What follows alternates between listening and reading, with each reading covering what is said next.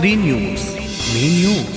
మహబూబాబాద్ జిల్లా చిన్నగూడూరు, విస్సంపల్లి, గుండంరాజుపల్లి, జయ్యారం గ్రామాలలో వరి ధాన్యం కొనుగోలు కేంద్రాలను ప్రారంభించారు డోర్నకల్ ఎమ్మెల్యే ప్రభుత్వ విప్ డాక్టర్ రామచంద్ర నాయక్.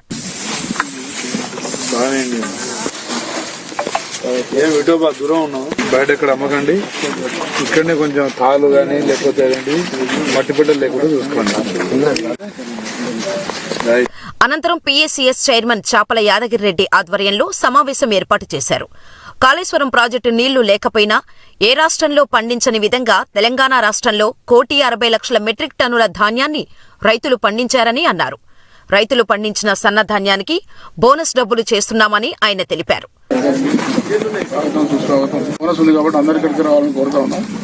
ఇంకా ప్రభుత్వ పథకాల గురించి మరి 2,320 రూపాయలు 2,320 రూపాయలు మద్దతు ధర ఇచ్చి బోనస్ గా సన్నాలకు 500 రూపాయలు ఇస్తున్న మరి ఘనత మన ప్రభుత్వానికి. గతంలో 2 నెలలు కళ్ళాలలో ఒడ్డు పెట్టుకొని ధాన్యం కొనండ్రా నాయన ప్రభువు అంటే కేంద్రం కొంటదని చెప్పి రాష్ట్రమే కొంటదని చెప్పి కేంద్రం మరి రైతులను ఇబ్బంది పెట్టిన పరిస్థితి మనం చూసినాం. మరి రేవంత్ రెడ్డి గారి పాలనలో కాంగ్రెస్ ప్రభుత్వం ఆలోచనలో రైతులకు సరైన సమయంలో ధాన్యం కొనుగోలు చేయాలి. సరైన సమయంలో వాళ్ళు ధాన్యం కాంటాయి మిల్లులకు పోయిన తర్వాత 3 నెలల దాకా డబ్బులు రాలేదు. కానీ మన ప్రభుత్వం 3 రోజుల్లోపే ఖాతాలలో డబ్బులు వేయాల్సిందే. దానికి సరైన పాస్బుక్లు, ఆధార్ కార్డు, బ్యాంక్ పాస్బుక్ ఇస్తే సరిపోతుంది.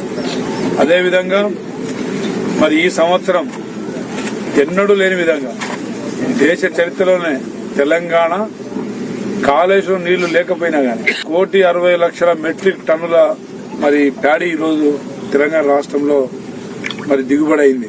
కాబట్టి అన్నారా మరి రైతులు నష్టపోకుండా సన్నాలకు బోనస్ ఇస్తున్నాం. బోనస్ కూడా వారం 10 రోజుల్లోపే పడుతుంది. కాంగ్రెస్ ప్రభుత్వం ఇచ్చిన ప్రతి హామీ నిలబెట్టుకుంటున్నాం. ప్రభుత్వం మన గురించి ఆలోచిస్తా ఉంది, మంచి ఆలోచనతో ముందుకు పోతా ఉంది. ఈ ప్రభుత్వాన్ని కాపాడుకోవాల్సిన బాధ్యత మనందరిది. ఈ కార్యక్రమంలో కాంగ్రెస్ నాయకులు యుగంధర్ రెడ్డి, మూల మురళీధర్ రెడ్డి, వల్లూరి కృష్ణారెడ్డి, డోర్నకల్ బ్లాక్ కాంగ్రెస్ అధ్యక్షులు గొనకంటి కమలాకర్, మారబోయిన వెంకటేశ్వర్లు, బిక్కు నాయక్ తదితరులు పాల్గొన్నారు. శ్రీ న్యూస్. శ్రీ న్యూస్.